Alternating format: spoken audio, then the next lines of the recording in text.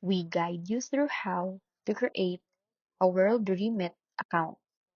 First, open WorldRemit website or download WorldRemit app from the App Store or Google Play.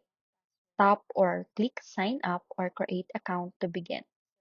Enter your email address, create a strong password, and choose the country you live in.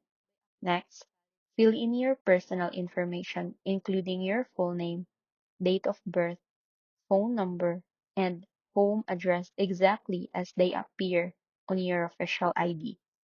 Review the details carefully, then agree to the terms and privacy policy before continuing.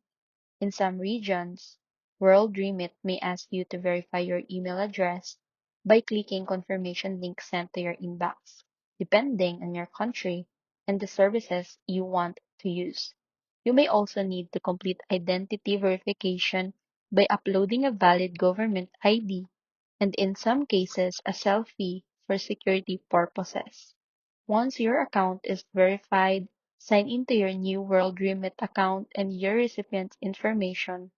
Choose the destination country, enter the amount you want to send, select your preferred payment method, and review the transfer details before confirming your transaction.